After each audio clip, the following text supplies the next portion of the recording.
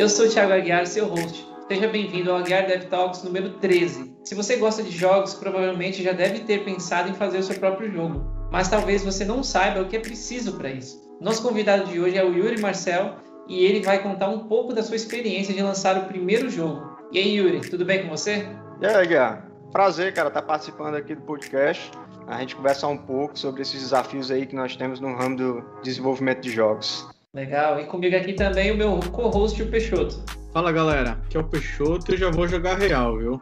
Eu não entendo nada de jogo, mas se é software eu sei que também tem bug, então como será que é testar um jogo, hein? Bora descobrir hoje. Lembrando que esse podcast é quinzenal, indo ao ar sempre na terça-feira às 9 horas. Caso você seja novo por aqui, também temos o canal Aguiar Dev no YouTube, com dicas de tecnologia, carreira e empreendedorismo. Segue a gente nas redes sociais, no Instagram, Facebook, Twitter e LinkedIn.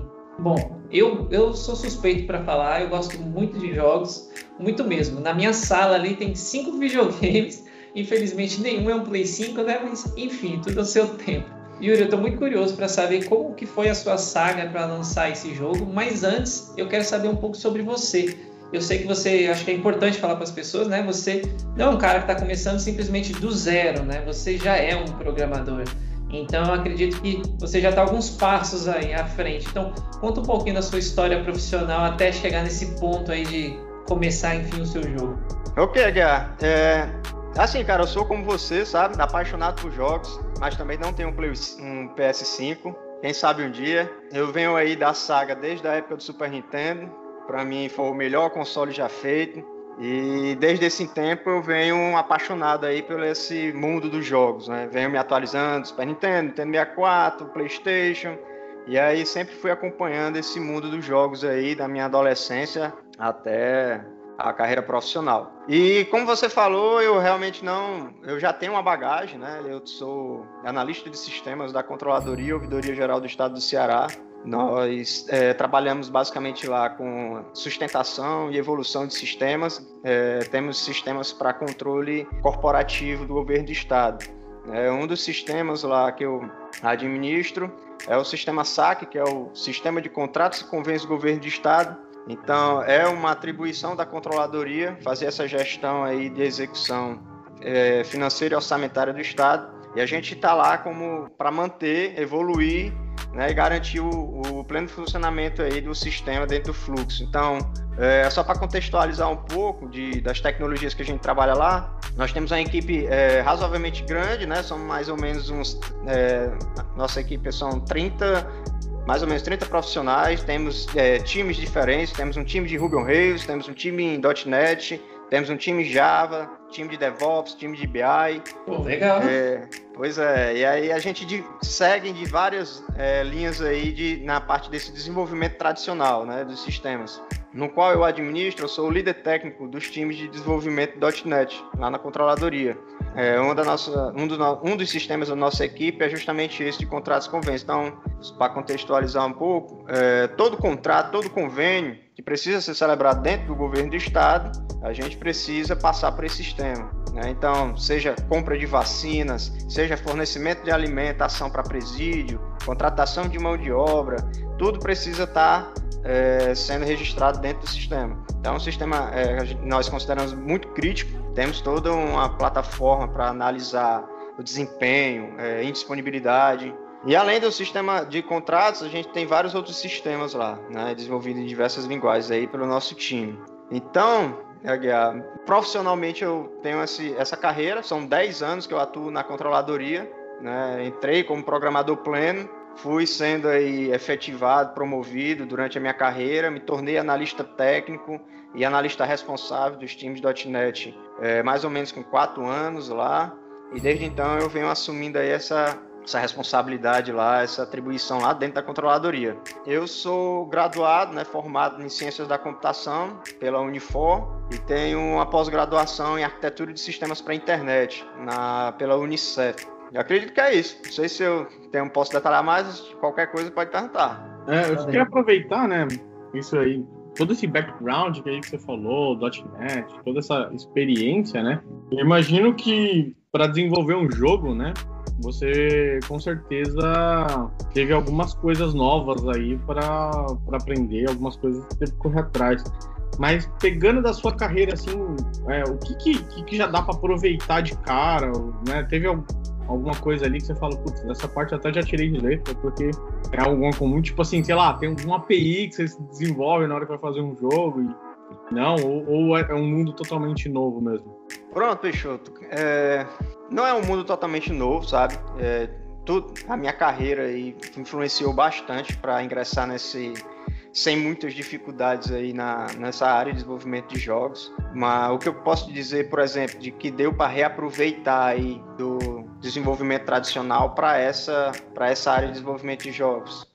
Gestão de projeto, isso aí foi muito importante, cara. Utilizei bastante aí no desenvolvimento do meu primeiro jogo, decorrente de que eu já tenho bastante experiência em liderança de times. A gente usa metodologias ágeis, utiliza várias outras ferramentas para auxiliar dentro do projeto, e utilizei dessas ferramentas e de algumas técnicas para trabalhar no desenvolvimento de jogos. Mesmo eu trabalhando sozinho no desenvolvimento, eu utilizei dessas ferramentas, né? O que eu posso dizer para ti, por exemplo, a gente utilizei o quadro Kanban, né? Eu utilizo uma plataforma que é o Trello, não sei se vocês conhecem, mas eu utilizo tanto para gerenciar os meus times de desenvolvimento na controladoria, como utilizo também para os projetos pessoais. Então ele foi fundamental para eu fazer a gestão do projeto do primeiro jogo que eu desenvolvi. Mas por quê? No Trello eu consigo ver segregadas atividades. Então eu consigo ver que atividades foram entregues, que atividades não foram, o que está pendente, o que está parado, o que está impedido. E aí eu consigo visualizar um macro processo desse desenvolvimento, né? Eu consigo ver essas atividades e tomar uma gestão mais efetiva dentro do projeto. E toda a bagagem, cara, no desenvolvimento para a Unity, na plataforma Unity, que foi a plataforma que eu utilizei para desenvolver, ela utiliza a linguagem C#. Então, eu já tenho 10 anos aí de experiência com desenvolvimento em C#, e aí esse também foi um conhecimento muito relevante para o desenvolvimento de jogos, né? Muitas pessoas entraram em contato comigo perguntando, né, a importância, se realmente é necessário saber desenvolver para poder trabalhar com desenvolvimento de jogos. E sim, cara, eu digo que é muito, muito importante, muito relevante você saber desenvolvimento, principalmente na linguagem C#, se você quiser seguir aí na carreira de desenvolvimento de jogos com Unity. Com esses meus 10 anos de experiência, eu ingressando agora nesse novo ramo de desenvolvimento de jogos, trouxe essa facilidade. Então, encontrei desafios que, como eu já tinha um conhecimento técnico da linguagem, eu resolvi rapidamente. Um dos exemplos que eu posso citar, existe uma necessidade no momento de desenvolver um jogo que você precisa gravar os dados. Muitas vezes você precisa registrar quantas moedas você coletou para ficar guardado lá no seu aplicativo para ser usado em um momento diferente, ou a pontuação de cada fase que você terminou, você precisa registrar isso. E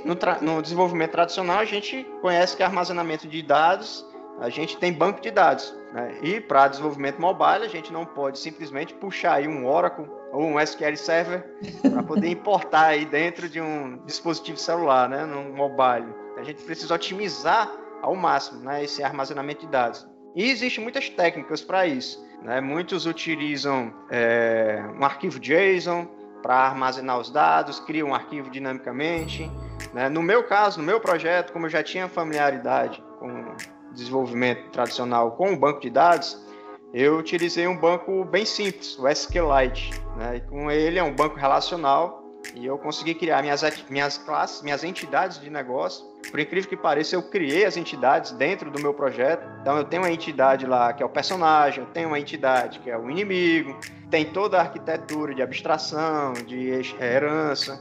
E essas minhas classes, eu tornei elas classes persistentes para poder fazer essa gestão aí de gravar os dados nesse banco relacional. Cara, eu tô imaginando jogando lá o negócio e de repente vem uma SQL Exception na tela, assim, sabe? Esse é um negócio bem bizarro, tem que tomar muito cuidado com isso. Estraga toda a experiência do jogo, já pensou? Muito louco esse negócio. Exatamente. Por isso que a gente precisa ter cautela em alguns momentos da parte de desenvolvimento. O que é que eu digo como é cautela? no momento do gameplay, no momento que você está jogando, você não pode fazer muitas ações por threads ou ações em background, porque isso pode diminuir a performance no momento de jogar. Isso diminuir a performance, dependendo do dispositivo, se tem pouca memória RAM, pouco processamento, ele pode ficar lento, pode ter alguma interferência. Então, esses momentos de persistência, de gravar os dados do banco de dados, geralmente a gente trabalha num momento onde não está precisando de uma interação muito forte do usuário com o seu aplicativo, com o seu jogo, para poder garantir que não ocorra alguma exceção nesse sentido. Mas sim, ocorre sim exceções, e a gente trata de alguma forma, e é na parte de testes que a gente identifica isso e vai reformulando o aplicativo até ele ficar 100% redondo. Só um comentário em relação à parte do Trello que você falou, e eu não tinha pensado, engraçado que eu não tinha pensado que você citaria algo desse tipo, e aí enquanto você explicava, é algo que eu tenho um projeto pessoal, eu uso o quadro Kanban, já usei o Trello, agora estou usando outras coisas, enfim, mas eu estava lembrando de um projeto há muito tempo atrás, quando era estagiário, com uns amigos e tal, e a gente até esboçou a ideia, mas a gente não concluiu justamente pela falta de organização, né? Por onde começa, para onde vai, o que a gente tem que fazer? Porque quando a gente acha que, né, tá ali, a gente já conhece de programar, a gente acha que não, é só sair programando. Não é só sair programando, mesmo que você já sabe. E uma coisa interessante que você falou aí, que é sobre os recursos, né, do celular, que você falou, pode ficar lento, não sei o quê. Eu baixei o seu jogo, eu joguei ele um pouco, gostei da temática e o caso de ficar lento, o meu celular, pra você ver, já é um celular já velhinho. Ele tem o quê? Sei lá, uns 4, 5 anos. A da minha esposa já é mais novo. Eu pedi para ela baixar no dela vai funcionar, vamos dizer assim, fica mais rápido. Os personagens se movem mais rápido que no meu. O meu bagulho fica em câmera lenta. E o meu já é velho, mas aí assim, a importância de novo do recurso, né? Porque se você, com essa preocupação, né, já tem que lidar com tantos fatores externos e você já está tomando esse cuidado, ainda, né, está sujeito a esse tipo de situação, imagine se não tomar o cuidado. E aí, né, já partindo disso que você está falando, que a gente, aproveitando a pergunta que a gente falou do que você citou o quadro Kanban e tal, do que você já sabia que foi importante para o desenvolvimento, mas assim, você também, uma coisa que eu fico aqui muito curioso, porque o jogo que você fez, não que o jogo 2D seja fácil, né? Para quem tá ouvindo a gente, o jogo dele, né, que é o Save My Girl, você tá falando, é isso, né? Isso. Save My Girl, olha lá, depois a gente vai deixar o link aí para você ver também. Ele é um jogo 3D, então quando eu já vi algumas conversas sobre o jogo, né, sobre tratar, eu acho que é uma coisa mais comum, o pessoal fala de tratar colisão. Eu sempre vejo o pessoal falando de negócio de colisão, que isso é um inferno, que não sei o quê, que às vezes o personagem chega num lugar, não passa, ou que às vezes, sei lá, tem um lugar que um bonequinho vai bater no outro, atravessa, não tem aquele, enfim. E aí quando você falou de 3D, eu tenho a impressão de que me parece ser algo difícil. Então eu queria saber, assim, um pouquinho sobre como as dores, né? Quais são as maiores dificuldades para quem está fazendo um jogo? Pronto, Guilherme. Só para concordar contigo, cara, colisões é um inferno no desenvolvimento de jogos. Cara, isso deu muito trabalho, muito trabalho. A plataforma da Unity, ela dá toda a estrutura de física pronto para você utilizar. Gravidade, peso, atrito. Então, ela já facilita muito o seu trabalho, né? Só que você precisa trabalhar com algumas métricas para garantir a estabilidade normal, né? Como você mencionou, eu passei por muitas situações que o personagem simplesmente atravessava a parede. E eu não entendi como é que ele atravessou essa parede se tem um colisor. Ele tá lá se colidindo. E aí eu tinha que ir atrás de pesquisar, e aí eu identifiquei que a massa do meu objeto era muito grande para a massa do colisor no qual ele estava tendo em contato. Então a massa grande com um colisor pequeno, ele atravessa, por causa da física ser mais forte, relacionada à gravidade e tudo. Então tem toda essa preocupação. Meu Deus do céu, tem que voltar pra escola. Vai ser na aula de física, bicho? Cara, tem muita física, entendeu? Por exemplo, trajetória do projétil da bala Pô, cara, tem física aqui também. Você tem que saber quando ele colidir numa determinada parede, ou quando ele colidir num determinado inimigo. Então, você faz vários tratamentos desse sentido. Então, para desenvolvimento 3D, ele exige muito mais conhecimento nesse sentido de física, né? Porque a gente tem os 3 eixos lá para trabalhar, eixo X, Y e Z. Você trabalha com profundidade. Então, você tem que se preocupar num cenário global. E isso aí, cara, influencia muita coisa. No sentido de dificuldade, hoje, atualmente, eu estou desenvolvendo um novo jogo. Um jogo de 2D. Né? Eu tive a experiência do primeiro jogo 3D e agora estou iniciando com um jogo 2D. Cara, eu tô aqui pensando, assim, né? Você falando todas essas dificuldades aí e tal. E, poxa, como eu sou QA, uma das dores, eu acho que muitos QA sofrem, assim, no dia a dia, é na hora que você encontra um bug e tem que reproduzir ali com o desenvolvedor, né? Porque às vezes não é tão fácil de você conseguir reproduzir aquele mesmo cenário. E aí eu fico pensando como que é isso num jogo, né? Porque, sei lá, o cara, às vezes, para conseguir causar aquele bug, ele tem que ir lá, deu 2 para cima, 2 para trás, aperta não sei o que, blá, blá.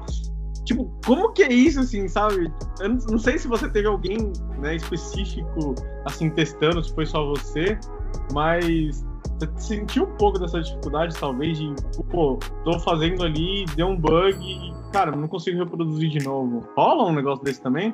Peixoto, cara, isso rola demais, né? Demais. E não é só na fase de teste, não, sabe? Porque depois que você sobe em produção, o seu jogo é eternamente testado. Então, eu tive aí várias pessoas que baixaram o jogo e eles... Pô, Yuri, encontrei um bug aqui muito louco. O personagem aqui passou de uma parede e eu tô no meio do nada aqui.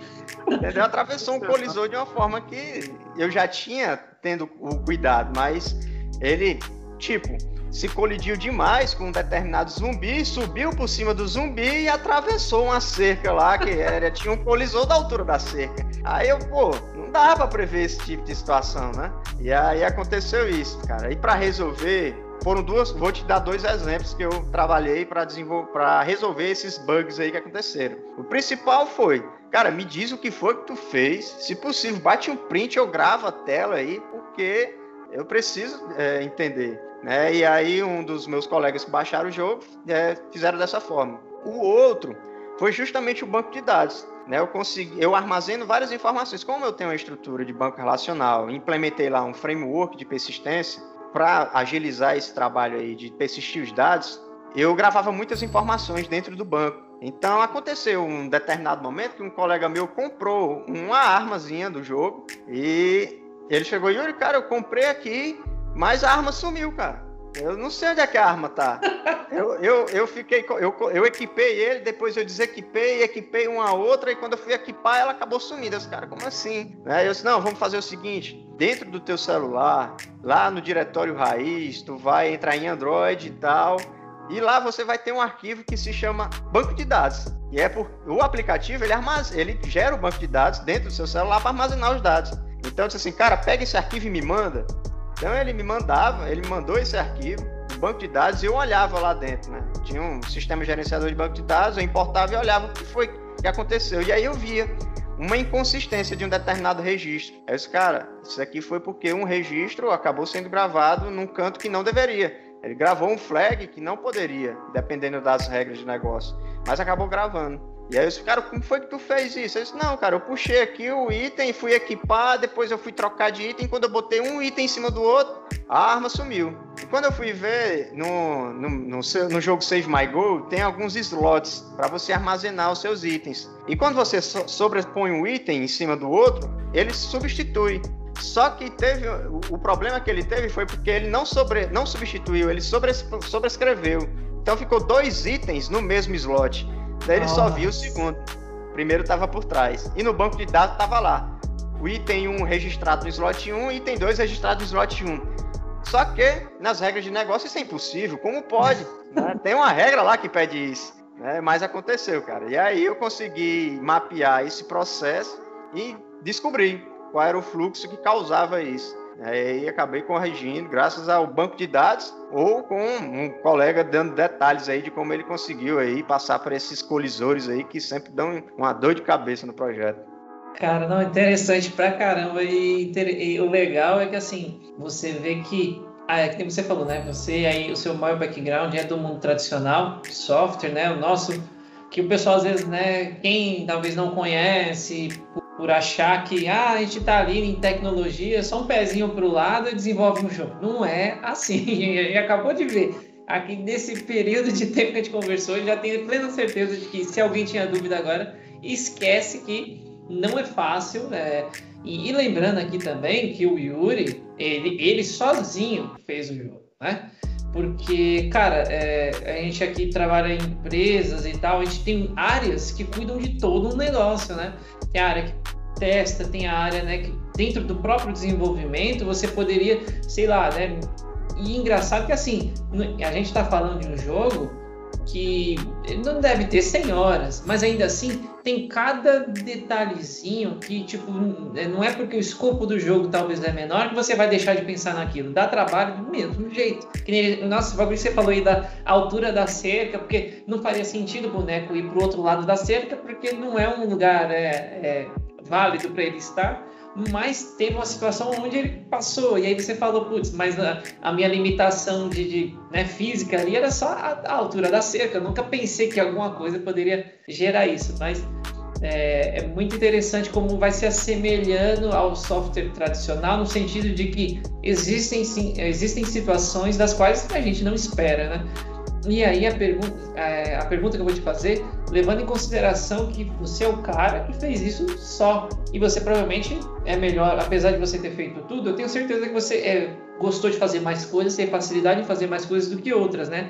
E eu estava até lendo o seu artigo no LinkedIn, vou até deixar o link na descrição aí do podcast também, que você falou sobre UX, UI, sobre arte, e eu tô me colocando no teu lugar e pensando, eu consigo dizer que algo é bonito ou não, mas fazer algo é muito mais difícil. Como você teve facilidade, foi mais difícil essa parte de arte, né?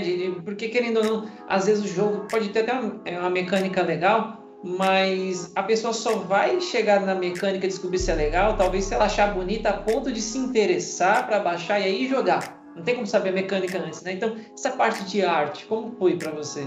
Pronto. Cara, a arte, pelo menos para mim, é o ponto mais difícil do projeto. Dificilmente você vai ter um desenvolvedor artista. É quase áreas aí totalmente opostas. Eu tenho um pouco dessa dificuldade, cara. Mas o que me ajudou foi alguns cursos que eu fiz no início, com Photoshop, CorelDRAW. Tive esses cursos e aí isso daí me trouxe uma bagagem também para trabalhar com as artes. Só que arte 3D também é diferente de arte 2D, né? A arte 2D, geralmente a gente trabalha com sprites, com imagens mais fixas, e é até mais fácil fazer uma movimentação de personagem com sprites. No objeto 3D, não. Você tem que ter uma modelagem 3D, você tem que ter um objeto mapeado. E aí foi que eu também parti para fazer alguns projetos em 3D, aprender sobre Blender e fazer alguns pequenos projetos 3D. Ainda falando da arte, eu estava vendo o seu artigo no LinkedIn e eu vi que você mudou a arte, né? Você tem um antes e um depois lá.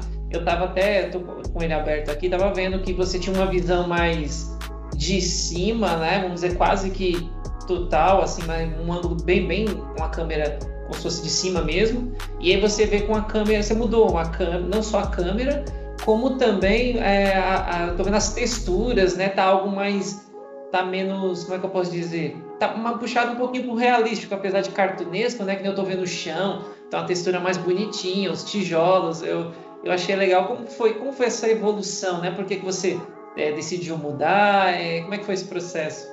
Pronto, cara, lá no artigo eu coloquei essas duas imagens do antes e depois, né? O antes, basicamente, é quando você termina o curso da Alura de desenvolvimento de jogos, né? Curso fantástico, você já termina com um pequeno jogo já pronto. E na época era jogo de desenvolvimento era um jogo de sobrevivência zumbi. E aí deu origem a essa primeira imagem, que é quando termina o projeto, tem essas texturas mais de baixa qualidade. Essas texturas, cara, tem muita coisa que é disponível gratuitamente pela internet. E a plataforma Unity, ele também tem uma Assets Store.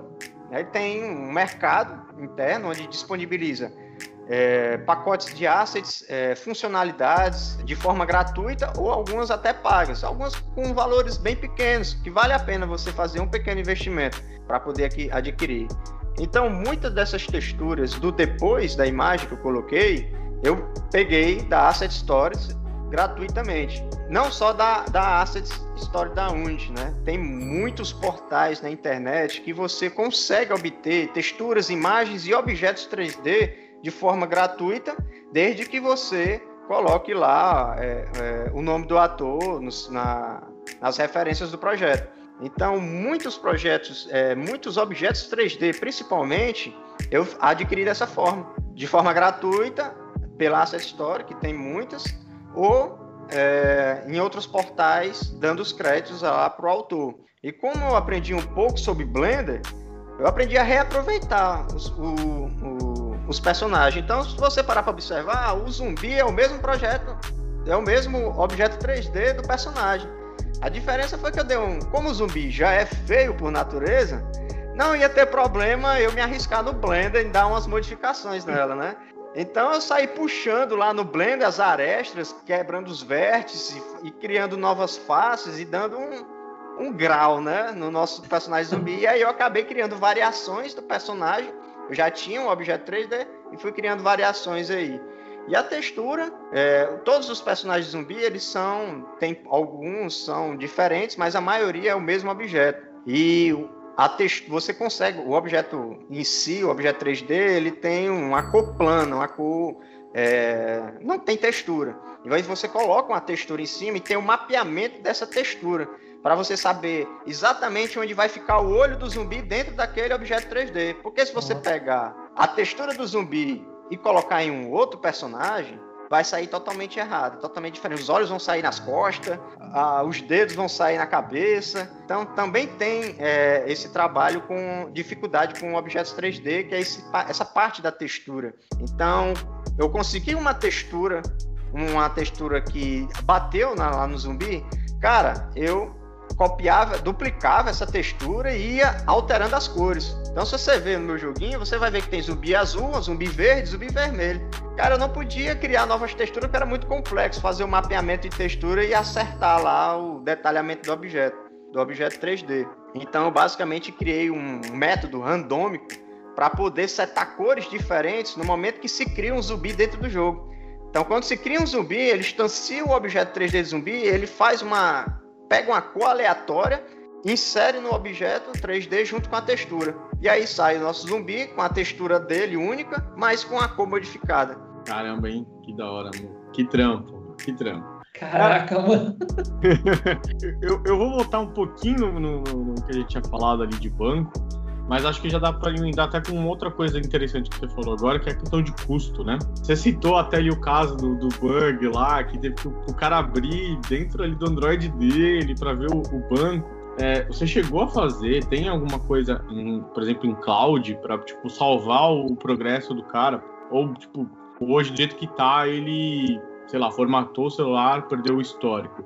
E aí, dando sequência nisso e tal, né, se teve algum custo mesmo seu, lógico, além do seu tempo, né, toda a disponibilidade que você teve de fazer o curso, de gastar horas aí, mas tem algum outro custo que tem no desenvolvimento de um game, assim? Pronto, Peixoto, cara. Um exemplo seria, por exemplo, justamente como você comentou, o banco de dados. Persistir os dados no banco de dados. Para o desenvolvimento tradicional, a gente tem diversos frameworks aí disponíveis que facilitam o nosso trabalho. A gente não precisa estar escrevendo SQLs, os inserts para fazer nossas gravações, né? Isso no nosso modelo tradicional. Para o desenvolvimento de jogos, é até um mercado mais recente. Então, não temos aí Hibernate, Entity Framework disponível para a gente utilizar nos nossos projetos de desenvolvimento. Então, isso daí foi uma das dificuldades que eu tive. Eu não queria ter a dificuldade de trabalhar construindo SQLs. Toda vida que alterasse um atributo de uma entidade, eu precisava ir lá no SQL e alterar manualmente. Então, eu fui atrás de buscar algum framework de persistência. E na Asset Story da Unity, ele tem alguns disponíveis, mas todos para comprar. E aí você pode desembolsar algum valor para facilitar o seu trabalho de desenvolvimento. Alguns sentidos vale a pena, porque você adquire aquele framework, aquela funcionalidade, você pode usar em diversos outros projetos. No meu caso, eu já tinha desenvolvido, na época, em 2014, 2012 mais ou menos, eu abri uma empresa de desenvolvimento de sites e nessa empresa eu era responsável pela área de desenvolvimento e arquitetura dos projetos. E eu passei por uma dificuldade semelhante dessa naquela época, que era utilizar algum framework de persistência nos nossos projetos .NET C# para resolver os problemas que a gente tinha de impedância entre o modelo relacional e o modelo orientado a objetos. Tínhamos o NBNet, tínhamos o AddonNet, na época o Entity Framework ainda era muito recente naquela época, se eu não me engano era 2012, 2011, o Entity Framework não dava suporte a algumas funcionalidades que a gente precisava. E aí eu tive muitos problemas nessa época, né, desenvolvimento com banco de dados. E aí eu tinha conhecimento de vários frameworks, sabia as vantagens e desvantagens de cada um. Então eu peguei as vantagens de cada framework que eu conhecia e construí o meu próprio framework na época, de desenvolvimento de persistência de dados. Eu até acho que eu citei lá no meu artigo. Coloquei até o link, tá no GitHub, liberado para quem quiser usar. É um framework de persistência que eu construí. Você não precisa se preocupar mais nem com banco de dados e nem com consultas SQLs ou outro tipo de configuração. Ele já se encarrega de fazer essa persistência. Você só precisa criar suas entidades de negócio. Você cria lá o seu personagem, sua classe personagem, com seus atributos, nome, idade, e o framework ele já faz a leitura daquela classe por reflexão e cria tabela no banco de dados. Se o banco de dados não existir, ele cria o banco de dados, cria a tabela, cria as colunas, cria o relacionamento, chega foreign key, seja primary key, tudo isso ele faz dinamicamente, você só precisa se preocupar lá com as entidades. Aí eu construí esse framework na época e utilizei na minha empresa bastante, né? Isso daí agilizou nossos serviços de desenvolvimento tradicional de uma forma assim, cara, 40% do tempo que a gente perdia resolvendo problemas com banco de dados, eu resolvi com esse framework que eu construí. Cara, apresentei ele na minha tese de graduação, foi bem aclamado, apresentei para ser utilizado dentro do governo do estado, nos sistemas que nós estávamos implementando, mas como eu já tinha o código-fonte disponível na minha tese de graduação, ia ter uma dificuldade de implantar dentro dos sistemas corporativos, né? Por causa de vazamento do código, ter algum tipo de bug, o pessoal acabar fazendo algum tipo de ataque nesse sentido. E aí acabei não utilizando, mas tá lá, cara, tá disponível. Hoje eu não recomendo usar ele, nós temos frameworks muito melhores, né? Não tô degrenindo o meu framework na época, muita gente me elogiou, né? Inclusive eu participei do podcast da Alura, o Scuba Dev, comentei um pouco sobre lá e o Gabs, ele até falou, cara, então você foi o precursor aí da persistência de dados com migrations, que hoje o Entity Framework faz. Cara, teoricamente sim, porque eu criava uma estrutura que armazenava a classe num arquivo XML na época, por reflexão, e ele mesmo criava isso, que era o que hoje a gente tem no Entity Framework, fazendo aí através de migrations. E aí, cara, nesse framework eu acabei adquirindo esse conhecimento, né, de ter desenvolvido esse projeto, e quando eu fui desenvolver para jogos, eu tive a mesma necessidade. Não tinha um framework disponível, acessível, ou eu também não queria ter o custo de comprar um novo framework. Então, eu peguei o conceito que eu tinha implementado no meu framework antigo e importei no meu projeto do desenvolvimento de jogos. E aí acabei reutilizando ele, e aí hoje o meu projeto está fazendo essa persistência com o meu framework lá, com várias adaptações que eu tive que fazer para atender a tecnologias atuais. Na época, meu framework era de 2012, então tem uma defasagem aí, tanto na linguagem como na tecnologia usada, mas fiz umas adaptações e hoje ele está lá persistindo. Então, tem um custo, mas você pode contornar também. Obviamente, no meu caso, eu tive uma bagagem para aproveitar, né? E aí facilitou nesse sentido. Não, e fora também, né, que é legal isso aí, de você ter feito, inclusive eu tinha esquecido dele, eu li aqui o artigo, o link eu vou deixar aí de mera curiosidade, com certeza alguém na mesma situação que você, talvez você tá uma pessoa sozinha, você não imagina, sei lá, vou fazer, esse é o projeto da sua vida, da qual você vai ganhar dinheiro com isso, enfim. Então, acho que todos esses critérios envolvem o quanto você vai investir ou não no projeto, mas muito legal. E querendo ou não, tipo, se você tivesse continuado a evoluir o framework, né? Talvez você teria chegado aonde os mesmos criadores do Rust Framework chegaram. Fora que eles também não estavam sozinhos, tem todo, né, todo esse contexto. Mas ainda falando da parte do jogo, eu citei mecânica, que a gente falou de colisão. Eu falei pra você que eu joguei o seu jogo, né? Tem uma paradinha que eu tô muito curioso pra saber como é que você fez. Como é que você fez a dancinha do bonequinho quando passa de fase? Porque quem for jogar aí, joga. Porque eu falei, mano, que bonequinho da hora, velho. O bonequinho faz uma dancinha que eu achei muito legal. Aguiar, cara, sobre a dancinha, foi bem famosa, sabe? Né? Na época que eu tava desenvolvendo a minha beta teste, era minha namorada, né? A Milena me ajudou bastante. Inclusive, ela é a modelo da princesa lá que eu tenho que resgatar. Então ela foi a minha beta teste aí do jogo e a dancinha foi fantástico pra ela, né? Já disse que iria virar até um meme, que ia bombar na internet. Não bombou ainda, né? Mas nunca é tarde, né? Quem sabe? Mas, cara, aquela dancinha eu peguei gratuitamente num site chamado mixano.com. É um site, acredito que seja da Adobe. Ele está disponível várias animações de objetos 3D para quem quiser utilizar nos seus projetos. Então, tem muitos movimentos, inclusive de dança, de morte, de tiro, de andar, de ficar parado, tem muitos. E o que ele é interessante? Se você tem um modelo 3D feito no Blender ou qualquer outra plataforma, você consegue importar lá dentro desse site, no Mixano, o seu objeto 3D e você consegue ver a movimentação do seu objeto 3D com o movimento que você quer. Antes de você ter que baixar a animação e colocar no seu projeto, implementar e ver o andamento, você consegue já ver lá antes. Isso daí facilitou muito, porque como meus objetos 3D eram objetos gratuitos, eles eram objetos bem simples, principalmente os zumbis, porque eu mesmo trabalhei neles, então ficou um negócio bem simples mesmo. Algumas animações não ficavam interessantes. Se você jogou meu jogo, você vai perceber que os bonecos eles têm uma cabeça maior do que o corpo, né? Um pouco desproporcional. Lembra um Funko Pop. Tipo isso.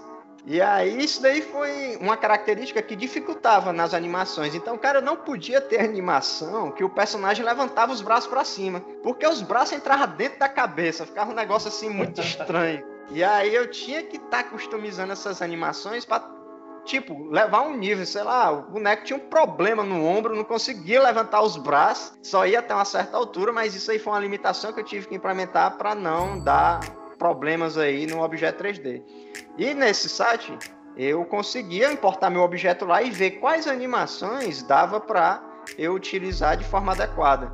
E aí ele disponível para fazer o download, você importa dentro do seu projeto, dentro do Unity, da plataforma, e coloca essa animação no seu personagem. E aí o personagem já se comporta da forma como estava a animação lá no site. Então, a dancinha veio de lá, a maioria das animações veio de lá, tem algumas animações da Asset Story gratuitas também, e aí eu peguei dessas duas fontes, né, basicamente, para poder implementar aí as movimentações em gerais aí do projeto. Sensacional aí. Só de ver falando aí, eu já fiquei super curioso aí de ver qual que é essa dancinha aí, porque eu não joguei ainda, né?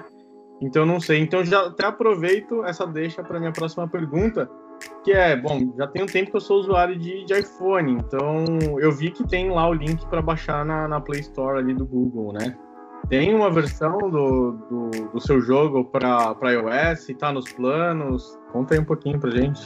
Peixoto, o projeto para iOS está pronto, certo? A Unity, uma das vantagens de desenvolver com a plataforma Unity é que ele permite que o seu mesmo projeto possa ser portável para várias plataformas. Para você ter ideia, eu posso subir meu jogo para o Xbox ou para PlayStation. Obviamente eu teria que fazer algumas adaptações para funcionar com controle, né? Que hoje o jogo é touch. Mas a Unity tem essa possibilidade. Então eu posso importar também para levar para Steam, para executar no Windows, ou para importar para iOS. Ele tem essa possibilidade. Algumas adaptações talvez sejam necessárias por conta da arquitetura, mas todo o código em si, todo o projeto, ele é reutilizável. E, cara, muita gente me perguntou, cadê o link para iOS? Seguinte, a limitação que eu tive foi financeira. É um outro custo que você tem no desenvolvimento para jogos, que é subir para o mercado. Nós temos aí, pelo menos para mobile, principalmente a gente tem o Google Play Store e a Apple Store. A Google Play Store, ela lhe cobra mais ou menos, se eu não me engano, R$150 para sempre. Você paga R$150 e você tem direito a subir aplicativos lá para o resto da vida.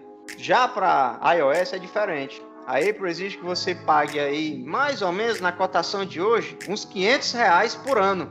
Então, assim, eu tinha que ter uma receita muito boa no meu aplicativo, tinha que ter muita gente comprando arma e que as armas não dessem bug, obviamente, e eu tinha que ter essa receita para garantir a viabilidade de subir lá no iOS. E como o Save My Girl foi meu primeiro projeto, eu nem imaginava que eu conseguiria concluir ou subir, ou que outras pessoas pudessem jogar. Então eu não estimei, não imaginei a possibilidade de levar para iOS e assumir esse custo. Estou desenvolvendo um novo jogo em 2D. Muita gente já me perguntou, vai ter para iOS? Eu disse, olha, depende. Se você financiar o projeto, posso até pensar, mas no momento atual não. Eu vou aproveitar a minha licença na Google Play Store e subir lá. Dependendo do andamento, a gente pode ver aí a migração para iOS. Cara, e essa é a minha próxima pergunta, você já até respondeu. Eu falei, pô, já ficou rico com o jogo, né? Só até por curiosidade, enquanto você estava falando aqui, eu até dei uma pesquisada. Aquele joguinho, se eu não me engano, é o Flappy Bird. Não sei se vocês lembram. Ficava andando na tela, assim. Lembramos. Praticamente fazia quase nada. O cara faturou $50 mil, assim, antes de tirar o app do ar, né? Eu ia até falar, pô, não dá pra ficar rico já com Save My Girl. Aí... E só uma coisa, antes de você falar, o Yuri, eu ia falar o seguinte, já emendando também numa outra coisa que eu ia comentar, que é sobre monetização, né? Como que você gera a receita de um jogo? E você comentou sobre comprar a arma. Eu vi lá que também tem um lance, estava comentando com o Peixoto, que a gente tem que é uma estratégia que você adotou, que você tem um número X de vidas, que se você... que vão se esgotar, né? Você vai morrendo e tal, se você for morrendo, e aí ela se renova depois de um tempo. Se você quiser jogar e não quiser esperar um tempo, você compra. É uma estratégia também de receita ali dentro. Então, assim, eu queria saber em relação à receita, porque eu estou pensando assim, isso é algo da Play Store, né? Como funciona, assim, por exemplo, o cara comprou a vidinha lá, como que esse dinheirinho vai, eu imagino que deve ter um repasse para a Play Store, outro vem para você, como que funciona o caminho do dinheiro e se você também ganha alguma coisa por download, como é que funciona essa parte? Pronto, vou responder as duas perguntas, começar pela do Peixoto, cara, sobre ficar rico. Olha, eu não fiquei rico ainda, tá? Tô esperando ainda. E outra coisa, cara, assim como muitos aí que possam estar ouvindo o podcast para se interessar aí na área de desenvolvimento de jogos, cara, eu vou ser realista. O Flappy Bird, todo mundo conhece, eu acredito que todo mundo conhece o Flappy Bird. E eu também conheço, como você mencionou aí, o lucro que o desenvolvedor do Flappy Bird teve. E o Flappy Bird, cara, é um jogo basicamente simples, é o que a gente chama de jogo casual. É aquele jogo rápido que você joga, tal, se divertiu, beleza. E aí, muitas vezes não tem compras no aplicativo. Então, como é que ele ficou tão rico? E aí é que eu vou responder aí a pergunta do Aguiar sobre a monetização. Cara, a monetização, como você exemplificou aí, eu usei algumas estratégias porque você precisa dar um balanceamento no seu jogo.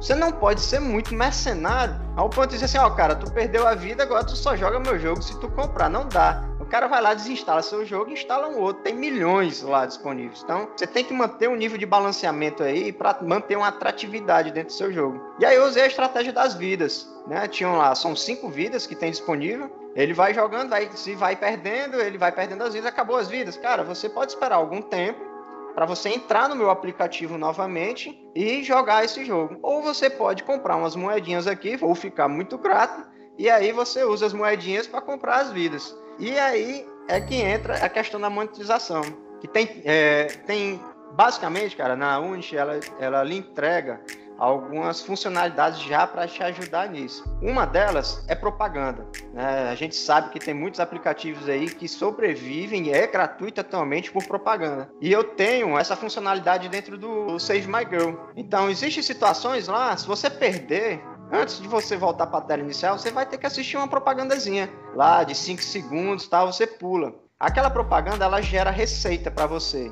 Yuri, então, tu já deve tá muito rico, né? Muita propaganda aparecendo lá. Assim, não, cara, não é bem assim. O aplicativo, para render um bom valor, tem que ter muita gente assistindo aquela propaganda. Então, o meu aplicativo, se eu não me engano, hoje, ele tá com mais ou menos 400 downloads. E eu olhei, existe uma plataforma da Unity que ela contabiliza quantas pessoas assistiram, quantas pessoas interagiram, porque uma pessoa que clica numa propaganda já dá um valor diferente na monetização. Então, pessoas que assistiram a propaganda até o fim. Então, eu tenho uma plataforma da Unity que ela lhe apresenta essas informações e diz quanto é que você ganhou com isso. Cara, assim, eu parei de ver porque eu me desestimulei, sabe? Até a última vez que eu vi, eu tinha 2 centavos de dólares gerado por propaganda. Né? Olha, agora deve estar mais ou menos uns 4 centavos, né? Não tem segredo, cara.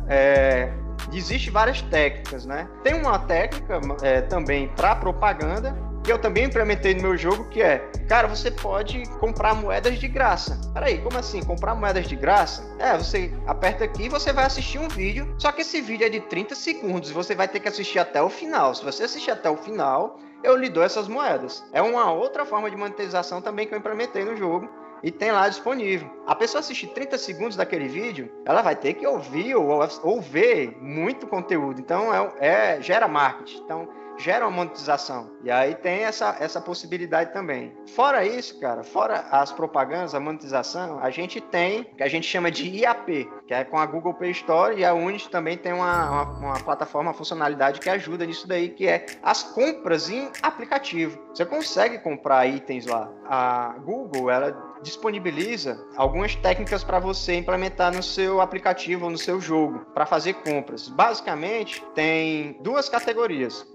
A compra por preço fixo, né? Você estima lá, eu vou criar o pacote de 100 moedas, e esse pacote de 100 moedas vai custar R$2. Então eu crio esse objeto lá na Play Store e ele gera um identificador que eu uso dentro do meu jogo, né? Eles disponibilizam também algumas DLLs, alguns frameworks no projeto para você deixar transparente essa implementação. Então é bem tranquilo implementar isso via código. Você só precisa pegar esse identificador do objeto lá que você criou e colocar no evento do botão. Então, quando a pessoa clicar no botão para comprar o pacote de 100 moedas, ele vai acionar a Google Play Store mandando esse comando, teve uma requisição para esse ID aqui. E aí o Google Play Store responde. E aí o próprio aplicativo, ele entra no console da Play Store dizendo, olha, para comprar, isso custa R$2, você quer usar o seu cartão de crédito e tal. Isso daí não é a implementação do meu jogo, isso daí veio da Google, veio do Android, né? Eles trazem essa implementação para você. E aí o usuário faz a compra, né? A Google Play Store processa e me dá um retorno. Dentro do meu código, eu faço umas condicionais lá. Deu falha? Se deu falha, eu dou uma mensagem. Olha, a sua transação deu algum erro. Ou então tem erros do tipo fundo insuficiente. Ou então tá demorando muito para o cartão de crédito autorizar. Tudo isso você tem que prever lá na implementação. Porque pode acontecer situações de demorar muito para o cartão de crédito autorizar a compra e você deu o item e por algum motivo a compra não deu certo. Você precisa ter uma gerência sobre isso também. Na Unity ele dá essa facilidade. Então, cara, tem essa forma também de monetização, que basicamente eu acho que é onde rende mais, mas é onde as pessoas estão menos propícias a gastar, né? Que é compra diretamente no aplicativo. E uma segunda renda é a assinatura, que eu não implementei no meu aplicativo, no meu jogo, que tem a possibilidade de você gerar uma assinatura mensal. Você estipula um valor e a pessoa assina aquilo. Quando ela assina, ela não pode comprar novamente aquela assinatura, porque ela já assinou, né? Então tem todo um controle da Google Play Store nesse sentido. Então você faz essa compra da assinatura, só que dentro da aplicação você tem que fazer essa gestão. Saber que ele tem uma assinatura, e se ele tem uma assinatura, ele vai ter algum tipo de direito a mais, né? Então você faz esse tratamento lá. Esse tipo de funcionalidade eu não implementei também. Eu não via sentido, né, no escopo do meu projeto uma pessoa ter uma assinatura, então eu acabei não implementando. Mas existem essas formas de monetização, que é por propaganda. Eu confesso, não estou muito esperançoso em ficar rico com o meu aplicativo à base de propaganda, e por compra no aplicativo, onde a pessoa vai lá, se dispõe e compra lá, e você recebe esse valor. Esse valor, as compras que acontecem na Google Play Store, você tem, o Google Play Store é tipo um banco, cara. O Google é impressionante. Posso até falar um pouco mais como é o modelo de testes e de publicação, que a Google Play Store dá tudo isso para você. Cara, ele tem um banco lá, digital, que o seu dinheiro tá lá. Tá mostrando lá, ó. Tá aqui, ó, você tem tantos reais de saldo. Ele tem toda uma lógica para você sacar o seu dinheiro, transferir para sua conta. Obviamente, eles têm um percentual que eles ganham em cima também. Se eu não me engano, era 30%, mas eu vi uma notícia recente que eles estavam reajustando esses valores, né? Eles iriam diminuir um pouco para dar mais lucros aí para o desenvolvedor. Então, tem um percentual, né, da compra, né, de 30% que eles ficam, e você recebe o dinheiro e fica lá. Depois que você bate um limite, que se eu não me engano, o limite é R$10, não me lembro muito bem, mas se você bater esses R$10, você consegue transferir para sua conta esse dinheiro, entendeu? Então, tem essas formas aí de monetizar o seu aplicativo e o seu jogo. Yuri, não, muito interessante, cara, e ainda mais essa parte do Google, é surpreendente o que você falou, mas é o Google, né, também, não esperava muita coisa diferente, mas é legal essa estrutura, muito interessante também o que você falou sobre essa parte do Unity, né, como parece uma mãe mesmo, né, em vários aspectos aí, já não é uma atividade simples, né, ao contrário de porque muita gente acha que eu já sei desenvolver, fazer um jogo, tá logo ali, o que não é verdade. E agora eu ia te perguntar sobre o que você pode dar de conselho para quem está começando um projeto. Porque como a gente começou a falar lá no início, você falou, né, citou também um pouquinho sobre isso do Trello. Eu lembrei de um projetinho que eu tinha começado com um amigo e a gente não conseguiu concluir, e eu vejo que isso me parece algo muito comum. A gente começa algo, mas não termina por N motivos, e eu imagino que você talvez deve ter passado por alguma situação assim, ou certamente conhece alguém que passou uma situação assim. Se você tem algum conselho, alguma dica para dar para que a pessoa se mantenha engajada, motivada naquela ideia daquele projeto, assim, do início até o fim, né? Até a publicação lá do seu projeto disponível na Play Store. Tem algumas dicas, cara, que eu usei, eu vivei na prática, né? E aí eu acabei dando a sugestão. Eu não sei se é a melhor forma, mas sei que foi a forma que deu certo comigo. Quando eu construí o artigo, quando eu publiquei o artigo sobre o desenvolvimento desse jogo sozinho, muita gente me procurou, muita gente mesmo, mandaram mensagem, cara, gostei demais do teu projeto, eu sempre quis fazer isso. Muitos disseram, cara, Yuri, eu tenho um projeto aqui, tá na metade, mas eu desisti. Então tem muita gente que começa e acaba parando, acaba desistindo.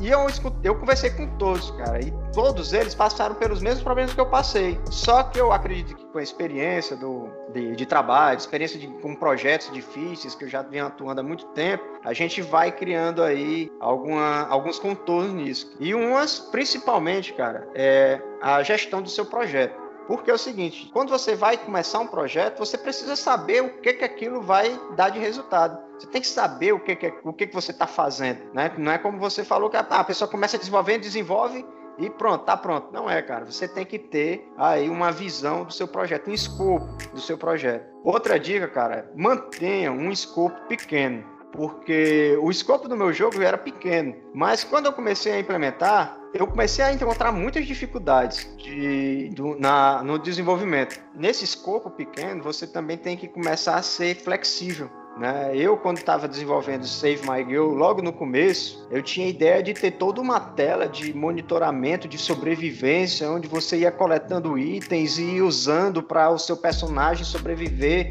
após dias lá, vagando, buscando a sua namorada. Cara, quando comecei a desenvolver, já tava levando meses, e os caras, esse escopo tá muito grande, eu vou levar aqui anos para terminar isso. Não, peraí, eu vou diminuir isso daqui numa telinha, que ele pode comprar arma, e pronto, tornei flexível essa alternância. Você tem que ser flexível a essas mudanças, porque senão você pode desistir do seu projeto. O projeto pode ficar muito grande, você pode passar muito tempo desenvolvendo, você acaba tendo alguma outra dificuldade ou um problema pessoal, você acaba pausando, e nessa pausa você acaba parando, e aí a pessoa desiste. E muita gente falou também comigo sobre isso, cara. E uma outra dica que eu dei, que foi fundamental: fazer pouco é melhor que fazer nada, né? Eu sempre dei essa dica assim. O pessoal diz, cara, Yuri, como é que tu conseguiu desenvolver o jogo se tu trabalha 8 horas comerciais, tu estuda, tu treina, tu corre?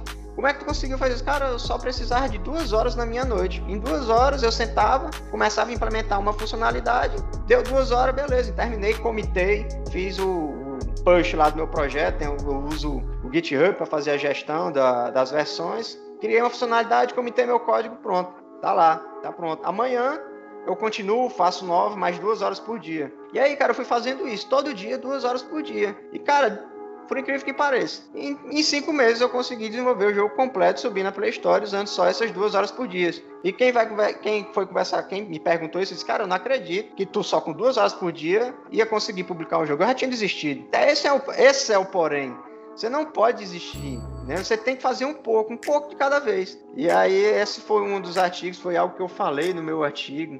Muita gente teve esse problema, então, cara, faça um pouquinho. Outra dica que eu dei, que eu queria dar também, cara, é buscar conhecimento. Cara, eu sou da época antiga, da internet de escada, que a gente tinha que entrar de madrugada. Para fazer um download tinha que levar algumas horas. Não existia YouTube. Cara, hoje o mundo é diferente, a internet é diferente. Tem conhecimento. A internet é outra, né? Internet é outra, cara. A gente tem podcasts, a gente tem YouTube, a gente tem a Alura, a gente tem diversas plataformas aí que te ensinam a fazer o que você quer. Então, cara, se você não conseguir fazer, é porque você simplesmente está acomodado. Você não está querendo ir atrás de conhecimento que está na sua frente. E isso foi uma dica que eu dei para ele. Tem muita coisa.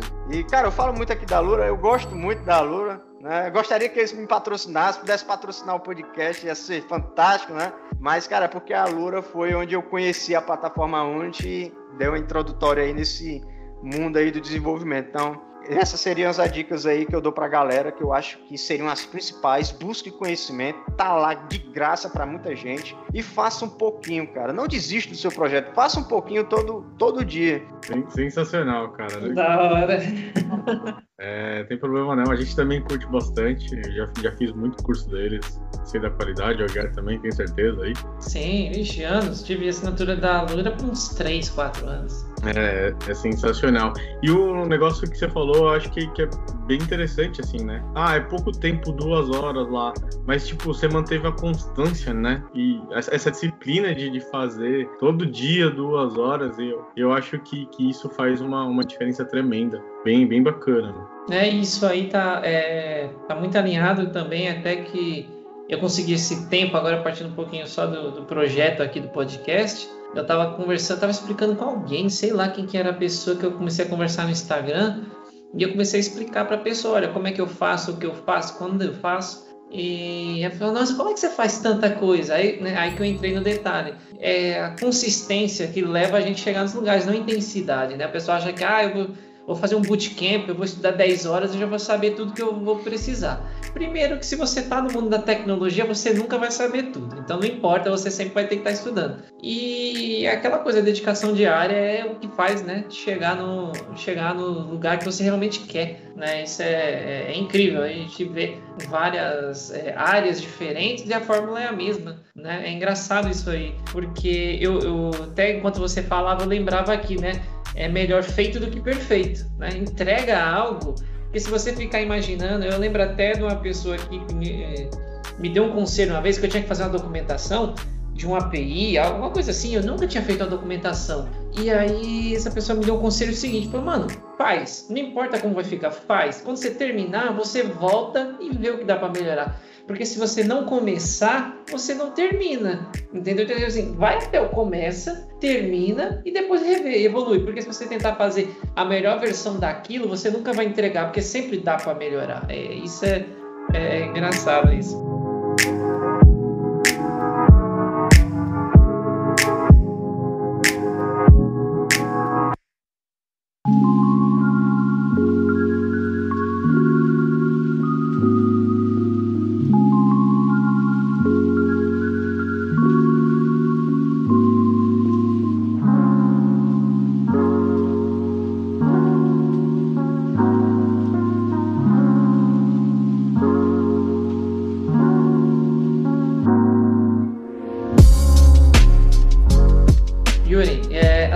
Incrível, cara, incrível a tua experiência que você contou, ainda mais que foi você sozinho, né? Você na arte, você ali no back-end, no front-end, foi o full total aí, fazendo tudo, de tudo um pouquinho. Muito legal mesmo, cara. Obrigado por compartilhar essa experiência aqui com a gente e mais uma vez aqui, é incrível como mesmo a gente ainda falando de programação, você foi uma área aqui que é paralela, o quanto esse mundo se expande, né? Quanta tecnologia, quanto esse mundo de tecnologia é grande e a gente não conhece tudo. Cara, eu agradeço aí a participação. Gostei bastante aí do nosso bate-papo. Eu sempre tive a intenção, eu espero aí que ajudar muita gente, que esse podcast aí consiga esclarecer muita gente a não desistir, querer tocar seus projetos ou começar como eu comecei. Vale muito a pena. Você pode até ficar rico, pode demorar. E, cara, não tem satisfação melhor do que você ver o seu projeto sendo jogado, apreciado por outras pessoas, cara. Isso daí é imensurável, esse valor, cara. Cara, muito legal. E lembrando que todos os links que ele comentou aqui, da biblioteca dele lá do Framework, o Mixamo, em relação à dancinha, quando eu perguntei, vou deixar todo o link aqui na descrição. Se você ouviu esse programa até aqui, muito obrigado e até a próxima.